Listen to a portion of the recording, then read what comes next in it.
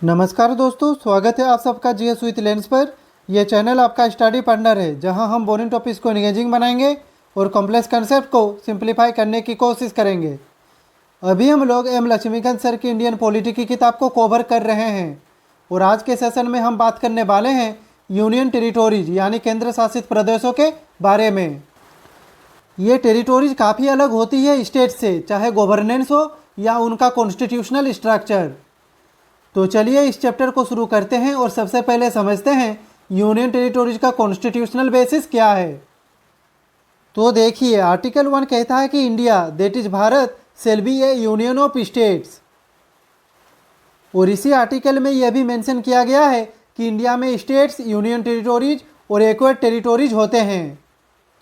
यानी union territories भी भारत के पॉलिटिकल स्ट्रक्चर का एक ऑफिशियल पार्ट है। नेक्स्ट पॉइंट कहता है कि यूनियन टेरिटोरीज को सीधा सेंट्रल गवर्नमेंट के द्वारा गवर्न किया जाता है। इनमें जनरली अपना खुद का इलेक्टेड लेजिस्लेचर या फुल फ्लेज स्टेट गवर्नमेंट नहीं होती। लेकिन दिल्ली, पुडुचेरी और जम्मू कश्मीर 3 ऐसे यूनियन टेरिटोरीज है जिनके पास अपनी लेजिस्लेटिव असेंबली होती है। बाकी यूनियन टेरिटोरीज का एडमिनिस्ट्रेशन प्रेसिडेंट के रिप्रेजेंटेटिव यानी लेफ्टिनेंट गवर्नर या एडमिनिस्ट्रेटर के जरिए होता है। नेक्स्ट है there is no federal distribution of power unlike states. यानी कि जैसे स्टेट्स में पावर का फेडरल डिस्ट्रीब्यूशन होता है यूनियन लिस्ट, स्टेट लिस्ट और कॉन्करेंट लिस्ट के थ्रू, वैसा यूनियन टेरिटोरीज में नहीं होता। यूनियन टेरिटोरीज पर सेंट्रल लॉज डायरेक्टली अप्लाई करते हैं जब तक कोई स्पेशल प्रोविजन ना हो। यहाँ पे एक और इम्पोर्टेंट बात यह है कि यूनियन टेरिटोरीज को कॉन्स्टिट्यूशन के पार्ट 8 में कवर किया गया है, आर्टिकल 239 से 241 तक। इन आर्टिकल्स में यूनियन टेरिटोरीज का एडमिनिस्ट्रेशन, प्रेसिडेंट के पावर्स और हाईकोर्ट का जुरिस्डिक्शन क्लियरली डिफाइंड है। तो इस स्लाइड में हमने constitutional basis of union territories को अच्छे से समझ लिया। अब चलते हैं नेक्स्ट स्लाइड पे। अब हम डिस्कस करेंगे भारत के 8 यूनियन टेरिटोरीज के बारे में। हर एक यूनियन टेरिटोरी की अपनी एक यूनिक हिस्ट्री और फॉर्मेशन टाइमलाइन है। तो चलिए एक एक करके समझते हैं कि कौन सी यूनियन टेरिटोरी कब बनी और किस कॉन्टेक्स्ट में। तो सबसे पहले बात करते हैं अंडमान एंड निकोबार आइलैंड की। ये एक स्ट्रेटेजिकली इंपॉर्टेंट यूनियन टेरिटोरी है जिसे 1956 में यूनियन टेरिटोरी बनाया गया था। ये सामुद्रिक इलाका इंडियन ओशन में है और ये इंडिया के डिफेंस और टूरिज्म दोनों के लिए काफ़ी इंपॉर्टेंट है। नेक्स्ट है चंडीगढ़, जिसे 1966 में पंजाब रीऑर्गेनाइजेशन एक्ट के बाद यूनियन टेरिटोरी बनाई गई थी। ये पंजाब और हरियाणा दोनों की जॉइंट कैपिटल है, लेकिन खुद एक अलग यूनियन टेरिटोरी के रूप में सेंट्रली एडमिनिस्ट्रेड है। नेक्स्ट है दिल्ली, जिसे हम नेशनल कैपिटल टेरिटोरी के नाम से भी जानते हैं। इसे पहले 1956 में यूनियन टेरिटोरी बनाया गया, लेकिन 1991 में आर्टिकल 239AA के थ्रू इसे एक स्पेशल स्टेटस दिया गया, जिसमें एक इलेक्टेड लेजिस्लेटिव असेंबली भी शामिल है। ये इंडिया की राजधानी भी है और एक यूनिक गवर्नेंस मॉडल फॉलो करता है। नेक्स्ट है पुडुचेरी। इसका बैकग्राउंड थोड़ा कॉलोनियल है। ये पहले फ्रेंच कॉलोनी थी और 1962 में इंडिया के साथ मर्ज हुई। इसमें भी एक लेजिस्लेचर है और इसका कल्चर साउथ इंडियन और फ्रेंच हेरिटेज का एक कॉम्बिनेशन है। नेक्स्ट है लक्षद्वीप। तो 1956 में ये एक यूनियन टेरिटोरी बना। ये छोटी छोटी आइलैंड का ग्रुप है अरबियन सी में और ये इंडिया का सबसे छोटा यूनियन टेरिटोरी है पॉपुलेशन के टर्म्स में। यहाँ की ब्यूटी और बायोडाइवर्सिटी इसे काफ़ी स्पेशल बनाती है। नेक्स्ट है जम्मू एंड कश्मीर। तो ये पहले एक स्टेट था, लेकिन 2019 में आर्टिकल 370 को हटाकर इसे यूनियन टेरिटोरी बना दिया गया। ये एक हिस्टोरिक स्टेप था और इसके साथ ही लद्दाख भी अलग यूनियन टेरिटोरी बन गया। नेक्स्ट है लद्दाख। 2019 में इसे जम्मू एंड कश्मीर से अलग करके एक सेपरेट यूनियन टेरिटोरी बनाया गया। यहाँ लेजिस्लेचर नहीं है और इसे एलजी के थ्रू गवर्न किया जाता है। ये रीजियन अपनी ब्यूटी और बॉर्डर लोकेशन के लिए फेमस है। हमारा लास्ट यूनियन टेरिटोरी है Dadra and Nagar Haveli and Daman and Diu. तो देखिए, पहले ये दो अलग अलग यूनियन टेरिटोरीज थे, दादरा एंड नगर हवेली और दमन एंड दीव। लेकिन 2020 में इन दोनों का मर्जर करके एक सिंगल यूनियन टेरिटोरी बनाई गई। ये स्टेप गवर्नेंस को सिंप्लीफाई करने के लिए लिया गया। तो दोस्तों, ये थे भारत के करंट 8 यूनियन टेरिटोरीज। हर एक का अपना अलग इतिहास और इम्पोर्टेंस है। तो चलिए चलते हैं नेक्स्ट स्लाइड पे। तो अब हम डिस्कस करेंगे reasons for creation of union territories.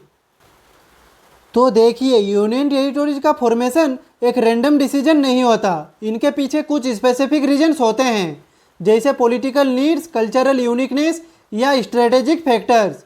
तो चलिए समझते हैं कि भारत में इन्हें बनाए जाने के पीछे क्या लॉजिक था।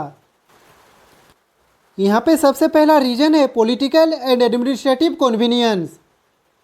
तो कुछ यूनियन टेरिटोरीज पॉलिटिकल और एडमिनिस्ट्रेटिव कन्वीनियंस के लिए बनाई गई थी। दिल्ली को कैपिटल होने के नाते डायरेक्ट सेंट्रल गवर्नमेंट के कंट्रोल में रखा गया, जिससे नेशन वाइड गवर्नेंस स्मूथली हो सके। चंडीगढ़ को पंजाब और हरियाणा दोनों की शेयर्ड कैपिटल बनाया गया, इसलिए इसे भी सेंट्रली गवर्नमेंट यूनियन टेरिटोरी के रूप में एस्टैब्लिश किया गया। नेक्स्ट है कल्चरल एंड लिंग्विस्टिक यूनिकनेस। इसका एक एग्जाम्पल है पुडुचेरी। ये एक फॉर्मर फ्रेंच कॉलोनी थी जिसका कल्चर, लैंग्वेज और हेरिटेज अलग था। इस यूनिक आइडेंटिटी को प्रिजर्व करने के लिए इसे एक अलग यूनियन टेरिटोरी का स्टेटस दिया गया। नेक्स्ट है स्ट्रेटेजिक इम्पोर्टेंस। इसका एग्जाम्पल से Andaman and Nicobar island, Lakshadweep and Ladakh. तो कई यूनियन टेरिटोरीज स्ट्रेटेजिक लोकेशन की वजह से बनाई गई। अंडमान एंड निकोबार आइलैंड और लक्षद्वीप समुद्र के बीच में होने के कारण डिफेंस और मैरीटाइम सिक्योरिटी के लिए इम्पोर्टेंट है, जबकि लद्दाख एक सेंसिटिव बॉर्डर रीजन है। इसका स्ट्रेटेजिक सिग्निफिकेंस नेशनल सिक्योरिटी के पर्सपेक्टिव से काफ़ी हाई है। नेक्स्ट रीजन है रीऑर्गेनाइजेशन एंड गवर्नेंस। तो कुछ यूनियन टेरिटोरीज की क्रिएशन भारत के इंटरनल रीऑर्गेनाइजेशन के प्रोसेस का रिजल्ट थी। जम्मू एंड कश्मीर को आर्टिकल 370 के हटाने के बाद यूनियन टेरिटोरी बनाया गया ताकि बेटर इंटीग्रेशन और गवर्नेंस हो सके, जबकि दादरा एंड नगर हवेली और दमन एंड दीव को मार्च करके एक सिंगल यूनियन टेरिटोरी बनाया गया, जिससे एडमिनिस्ट्रेशन और गवर्नेंस ज़्यादा एफिशिएंट हो सके। तो दोस्तों, इस स्लाइड में हमने समझा यूनियन टेरिटोरीज का क्रिएशन एक केयरफुली प्लान प्रोसेस होता है। हर यूनियन टेरिटोरी किसी ना किसी वजह से एग्जिस्ट करती है, चाहे वो कल्चरल, स्ट्रेटेजिक, पॉलिटिकल या एडमिनिस्ट्रेटिव हो। तो चलिए चलते हैं नेक्स्ट स्लाइड पे। तो अब हम बात करेंगे यूनियन टेरिटोरीज के एडमिनिस्ट्रेशन स्ट्रक्चर की। स्टेट्स के जैसे इनका अपना इलेक्टेड गवर्नमेंट सिस्टम नहीं होता, लेकिन ये डायरेक्टली प्रेसिडेंट ऑफ इंडिया के अंडर आती है। तो चलिए समझते हैं इन्हें किस तरीके से एडमिनिस्टर की जाती है। तो देखिए, सभी यूनियन टेरिटोरीज का एडमिनिस्ट्रेशन भारत के राष्ट्रपति के द्वारा किया जाता है, लेकिन ग्राउंड लेवल पर डे टू डे फंक्शनिंग के लिए एलजी या एडमिनिस्ट्रेटर अपॉइंट किए जाते हैं, जो प्रेसिडेंट के रिप्रेजेंटेटिव होते हैं। कुछ यूनियन टेरिटोरीज में एलजी अपॉइंट होते हैं। इनमें शामिल है Delhi, Puducherry, Andaman and Nicobar island, Jammu and Kashmir और लद्दाख। इन एलजीज के पास एडमिनिस्ट्रेटिव पावर्स होती है। बाकी यूटीज में एडमिनिस्ट्रेटर अपॉइंट किए जाते हैं, जैसे चंडीगढ़, लक्षद्वीप और Dadra and Nagar Haveli and Daman and Diu. ये डायरेक्टली सेंट्रल गवर्नमेंट के अंडर काम करते हैं और यूटी के डेली अफेयर्स हैंडल करते हैं। यहाँ पे एक इम्पोर्टेंट बात यह है कि यूनियन टेरिटोरीज के एडमिनिस्ट्रेशन में यूनिफॉर्मिटी नहीं है। कुछ में लेजिस्लेचर है, कुछ में नहीं, कुछ में एलजी है और कुछ में एडमिनिस्ट्रेटर। ये वेरिएशन कॉन्स्टिट्यूशन के प्रोविजंस और प्रैक्टिकल गवर्नेंस नीड्स पर डिपेंड करता है। कई बार किसी स्टेट के गवर्नर को एडिशनल चार्ज दिया जाता है किसी नियर बाई यूटी का एडमिनिस्ट्रेटर बनाने के लिए। ये मोस्टली तब होता है जब यूटी छोटा हो या जियोग्राफिकली उस स्टेट के पास हो। इससे कोऑर्डिनेशन और कॉस्ट एफिशिएंसी दोनों इंप्रूव होती है। तो दोस्तों, ये था यूनियन टेरिटोरीज का एडमिनिस्ट्रेटिव स्ट्रक्चर। तो चलिए चलते हैं नेक्स्ट स्लाइड पे। तो अब हम जानेंगे यूनियन टेरिटोरीज के लेजिस्लेटिव स्ट्रक्चर के बारे में, यानी कौन से यूटीज के पास अपनी लेजिस्लेचर और काउंसिल ऑफ मिनिस्टर्स होती है। तो देखिए, दिल्ली के पास एक लेजिस्लेटिव असेंबली है। यहाँ एक चीफ मिनिस्टर और काउंसिल ऑफ मिनिस्टर्स भी होती है। लेकिन पुलिस, लैंड और लॉ एंड ऑर्डर जैसे सब्जेक्ट्स अब भी सेंटर के पास है। नेक्स्ट है पुडुचेरी। तो ये भी एक ऐसा यूटी है जहां अपनी लेजिस्लेटिव असेंबली और काउंसिल ऑफ मिनिस्टर्स है। यहाँ का गवर्नेंस मॉडल दिल्ली के जैसा ही है और चीफ मिनिस्टर के अंडर इलेक्टेड गवर्नमेंट काम करती है। नेक्स्ट है जम्मू एंड कश्मीर। तो पहले ये एक स्टेट हुआ करती थी, लेकिन 2019 में इसे एक यूटी बनाया गया। 2024 में यहाँ पे इलेक्शंस हुए और उमर अब्दुल्ला जी ने चीफ मिनिस्टर के रूप में शपथ ली। अब यहाँ भी एक फंक्शनल लेजिस्लेटिव असेंबली और काउंसिल ऑफ मिनिस्टर्स है। ये यूटी होने के बावजूद अपने एग्जीक्यूटिव और लेजिस्लेटिव फंक्शंस काफ़ी हद तक स्टेट जैसे परफॉर्म करती है। अब बात करते हैं अदर 5 यूटीज की, जहाँ पे लेजिस्लेचर और काउंसिल ऑफ मिनिस्टर्स दोनों नहीं होते। ये 5 यूटीज है अंडमान एंड निकोबार आइलैंड, लक्षद्वीप, चंडीगढ़, लद्दाख और Dadra and Nagar Haveli and Daman and Diu. इनका पूरा एडमिनिस्ट्रेशन एडमिनिस्ट्रेटर या एलजी के थ्रू सेंटर के कंट्रोल में होता है। तो दोस्तों, इस स्लाइड में हमने समझा दिल्ली, पुडुचेरी और जम्मू एंड कश्मीर, इन 3 यूटीज के पास अपनी लेजिस्लेचर और chief minister led council of ministers होती है। बाकी सब यूटीज को सेंटर डायरेक्टली एडमिनिस्टर करता है। तो चलिए चलते हैं नेक्स्ट स्लाइड पे। तो अब हम डिस्कस करेंगे यूनियन टेरिटोरीज की जुडिशियरी के बारे में। तो देखिए, हर यूटी के लिए अलग हाईकोर्ट जुरिस्डिक्शन होता है।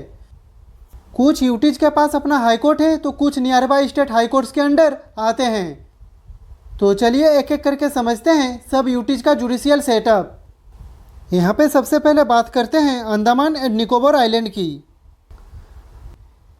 ये हाईकोर्ट कोलकाता में लोकेटेड है और इस यूटी के लिए बेंचेस पोर्ट ब्लेयर में भी फंक्शनल होते हैं। नेक्स्ट है चंडीगढ़। तो इसके judicial matters Punjab and Haryana high court के अंडर आते हैं। ये हाईकोर्ट चंडीगढ़ सिटी में ही लोकेटेड है। ये कन्वीनियंटली पंजाब, हरियाणा और चंडीगढ़ तीनों के लिए जुरिस्डिक्शन हैंडल करता है। अब बात करते हैं दिल्ली के बारे में। तो इसके पास अपना खुद का हाईकोर्ट है, जिसे 1966 में एस्टैब्लिश किया गया था। ये हाईकोर्ट दिल्ली के लीगल मैटर्स को हैंडल करता है और ये इंडिया के लीडिंग हाईकोर्ट में से एक माना जाता है। यहाँ पे नेक्स्ट है पुडुचेरी। इसका जुरिस्डिक्शन मद्रास हाईकोर्ट के अंडर आता है।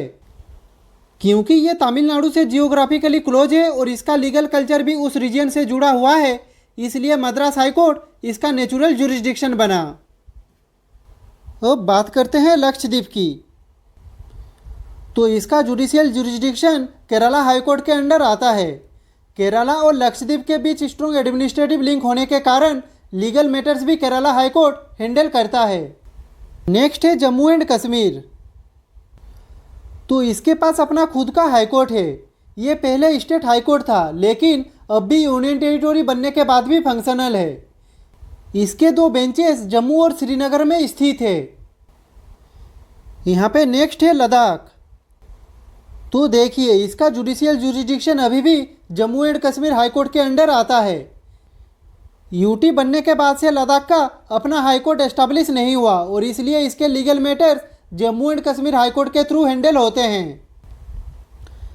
यहाँ पे लास्ट है Dadra and Nagar Haveli and Daman and Diu. तो दोस्तों, इसका जुडिशियल जुरिस्डिक्शन बॉम्बे हाईकोर्ट के अंडर है। ये हाईकोर्ट मुंबई में बेस्ड है और वेस्टर्न इंडिया के यूटीज और स्टेट्स के लिए काफ़ी इंपॉर्टेंट रोल प्ले करता है। तो ये था यूटीज का हाईकोर्ट जुरिस्डिक्शन। यहाँ पे हमने समझा हर यूटी का लीगल सेटअप थोड़ा अलग है और ये मोस्टली जियोग्राफिकल और एडमिनिस्ट्रेटिव कन्वीनियंस पर बेस्ड है। जुडिशियरी का ये स्ट्रक्चर एग्जाम्स के लिए भी काफ़ी इंपॉर्टेंट है। तो चलिए चलते हैं नेक्स्ट स्लाइड पे। तो अब हम समझने वाले हैं दिल्ली के स्पेशल स्टेटस के बारे में। तो देखिए, ये एक ऐसा यूनियन टेरिटोरी है जिसे स्पेशल कॉन्स्टिट्यूशनल स्टेटस दिया गया है और इसके कारण ये एक तरह से स्टेट और यूनियन टेरिटोरी दोनों के फीचर्स कैरी करता है। तो चलिए समझते हैं इसके कॉन्स्टिट्यूशनल फ्रेमवर्क को।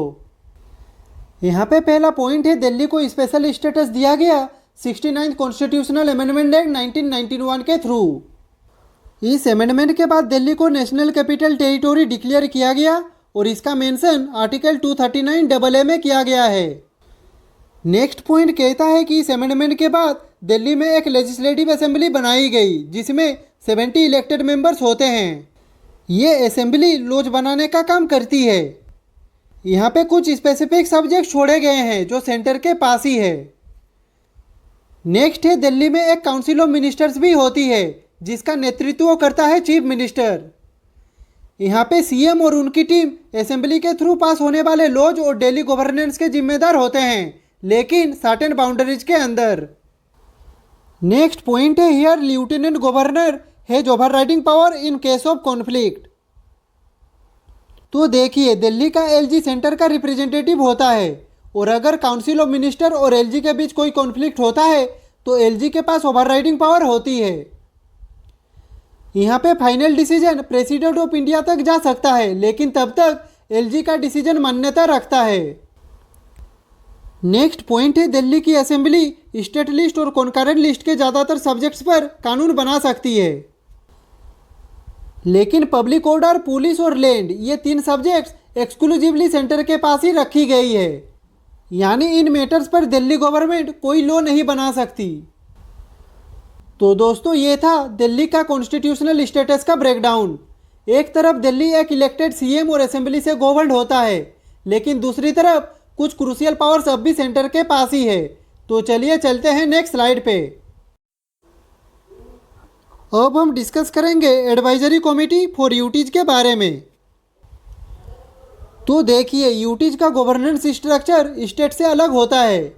इन यूटीज में डेवलपमेंट और कोऑर्डिनेशन इंश्योर करने के लिए एडवाइजरी कमेटीज काफ़ी इंपॉर्टेंट रोल प्ले करती है। इस स्लाइड में हम इन्हीं कमेटीज के स्ट्रक्चर और काम को समझेंगे। तो चलिए शुरू करते हैं। यहाँ पे पहला पॉइंट है, ministry of home affair is the nodal ministry. तो नोडल मिनिस्ट्री का मतलब होता है वो केंद्रीय मंत्रालय जो किसी विशेष क्षेत्र या सब्जेक्ट के लिए मुख्य जिम्मेदार होती है, चाहे वो पॉलिसी बनाना हो, प्लानिंग करनी हो या इम्प्लीमेंटेशन को कोऑर्डिनेट करना हो। यूटीज के केस में मिनिस्ट्री ऑफ होम अफेयर्स को नोडल मिनिस्ट्री कहा जाता है। ये इसलिए क्योंकि यूटीज का ओवरऑल एडमिनिस्ट्रेशन, गवर्नेंस और पॉलिसी एग्जीक्यूशन इसी मिनिस्ट्री के अंडर आता है। अब समझते हैं एडवाइजरी कमिटीज के रोल के बारे में। तो इसका पहला मेजर रोल होता है गवर्नेंस में सपोर्ट देना। ये कमिटीज यूटी के एडमिनिस्ट्रेटर या एलजी को सजेशंस देती है कि किस तरह से पॉलिसी इफेक्टिवली इम्प्लीमेंट की जाए। इनका नेक्स्ट काम है लोकल डेवलपमेंट पर फोकस करना। यानी यूटी के लिए जो स्कीम्स, इंफ्रास्ट्रक्चर प्रोजेक्ट्स या वेलफेयर प्रोग्राम्स बनाए जा रहे हैं उनमें ग्राउंड लेवल इनपुट देना। इसका रोल कोऑर्डिनेशन में भी होता है, specially members of parliament, local panchayat और म्यूनिसिपल बॉडीज के साथ। इससे प्लानिंग और एग्जीक्यूशन ग्राउंड रियलिटी के हिसाब से होती है और लोकल पार्टिसिपेशन भी बढ़ता है। तो दोस्तों, एडवाइजरी कमिटीज यूटीज के लिए एक तरह से ब्रिज का काम करती है सेंटर और लोकल स्टेक होल्डर्स के बीच। यहाँ पे हमने समझा गवर्नेंस और डेवलपमेंट दोनों को स्मूथ बनाने में इनका रोल बहुत ही क्रूशियल है। तो चलिए चलते हैं नेक्स्ट स्लाइड पे। तो अब हम डिस्कस करेंगे यूटी से रिलेटेड इंपॉर्टेंट कॉन्स्टिट्यूशनल आर्टिकल्स। ये articles part 8 of the constitution में दिए गए हैं। यहाँ पे हर एक आर्टिकल एक स्पेसिफिक एक्सपेक्ट को गवर्न करता है, जैसे एडमिनिस्ट्रेशन, लेजिस्लेचर, प्रेसिडेंट्स पावर या हाईकोर्ट जुरिडिक्शन। तो चलिए हर एक को समझते हैं। यहाँ पे सबसे पहला है आर्टिकल 239। तो ये आर्टिकल कहता है कि सभी यूटीज का एडमिनिस्ट्रेशन प्रेसिडेंट ऑफ इंडिया के थ्रू होगा, लेकिन प्रैक्टिकली प्रेसिडेंट अपने रिप्रेजेंटेटिव के रूप में एलजी या एडमिनिस्ट्रेटर अपॉइंट करते हैं जो डे टू डे फंक्शनिंग संभालते हैं। यहाँ पे नेक्स्ट है आर्टिकल 239A। तो ये आर्टिकल कहता है कि पार्लियामेंट ये डिसाइड कर सकती है कि किसी यूटी में एक लेजिस्लेचर और काउंसिल ऑफ मिनिस्टर बनाई जा सकती है जो वहाँ के लोकल गवर्नेंस में हेल्प करे। इसका मतलब अगर पार्लियामेंट चाहे तो यूटी के लिए एक इलेक्टेड असेंबली और मिनिस्टर्स की टीम तय की जा सकती है, लेकिन ये उनका डिस्क्रिशन होता है, ओब्लिगेशन नहीं। ये आर्टिकल 14 अमेंडमेंट एक्ट 1962 के थ्रू कॉन्स्टिट्यूशन में ऐड किया गया था। ये इसलिए ताकि पुडुचेरी के इंटीग्रेशन के बाद वहाँ लोगों को लिमिटेड सेल्फ गवर्नेंस दी जा सके। नेक्स्ट है आर्टिकल 239 AA। तो देखिए, इसे इंट्रोड्यूस किया गया था 69th कॉन्स्टिट्यूशनल अमेंडमेंट के थ्रू। इसके तहत दिल्ली को नेशनल कैपिटल टेरिटोरी बनाया गया। यहाँ लेजिस्लेटिव असेंबली, चीफ मिनिस्टर और काउंसिल ऑफ मिनिस्टर का सिस्टम एस्टेब्लिश किया गया, लेकिन कुछ पावर्स अब भी सेंटर के पास है। नेक्स्ट है आर्टिकल 239 AB। तो ये आर्टिकल कहता है कि अगर दिल्ली में कॉन्स्टिट्यूशनल मशीनरी फेल हो जाए तो प्रेसिडेंट के पास पावर है कि वो लेजिस्लेटिव असेंबली को सस्पेंड या डिजोल्व कर सकती है। यानी यह प्रोविजन प्रेसिडेंट रूल के लिए स्पेसिफिक है दिल्ली के कॉन्टेक्स्ट में। नेक्स्ट है आर्टिकल 239B। तो ये आर्टिकल प्रेसिडेंट को अथॉरिटी देता है कि वो ऑर्डिनेंस इशू कर सकते हैं उन यूटीज के लिए जहां लेजिस्लेटिव असेंबली एग्जिस्ट करती है, जैसे दिल्ली। ये ऑर्डिनेंस तब जारी होता है जब असेंबली सेशन में ना हो। अब बात करते हैं आर्टिकल 240 की। तो ये आर्टिकल कहता है कि प्रेसिडेंट ऑफ इंडिया कुछ स्पेसिफिक यूटीज के लिए रेगुलेशंस बना सकते हैं, जैसे Andaman and Nicobar island, Lakshadweep, Dadra and Nagar Haveli and Daman and Diu. इन यूटीज में लॉज डायरेक्टली प्रेसिडेंट के थ्रू रेगुलेट किए जा सकते हैं। इस आर्टिकल का मेन मकसद है उन यूटीज के लिए रेगुलेशन बनाना जहां कोई लेजिस्लेटिव असेंबली नहीं है। नेक्स्ट है आर्टिकल 241। तो ये आर्टिकल हाईकोर्ट के जुरिस्डिक्शन को डिफाइन करता है यूटीज के कॉन्टेक्स्ट में। ये कहता है कि पार्लियामेंट डिसाइड करेगी कि कौन सी हाईकोर्ट कौन से यूटीज के केसेज हैंडल करेगी। इससे जुडिशियरी का स्ट्रक्चर मेंटेन होता है even in non state regions. तो ये थे इंपॉर्टेंट कॉन्स्टिट्यूशनल आर्टिकल्स जो यूटीज के गवर्नेंस, लेजिस्लेशन और जुडिशियरी से जुड़े हुए हैं। तो चलिए चलते हैं नेक्स्ट स्लाइड पे। अब हम डिस्कस करेंगे स्टेट्स और यूनियन टेरिटोरीज के बीच का बेसिक कॉन्स्टिट्यूशनल और एडमिनिस्ट्रेटिव डिफरेंस। तो चलिए शुरू करते हैं। यहाँ पे पहला डिफरेंस है स्टेट्स का सेंटर के साथ एक फेडरल रिलेशनशिप होता है। यानी यहाँ पे पावर्स दोनों के बीच डिवाइडेड होती है, जैसे यूनियन लिस्ट, स्टेट लिस्ट और कॉन्करेंट लिस्ट। जबकि यूनियन टेरिटोरीज का सेंटर के साथ यूनिटरी रिलेशनशिप होता है। इसमें अल्टीमेट कंट्रोल सेंट्रल गवर्नमेंट के पास होता है।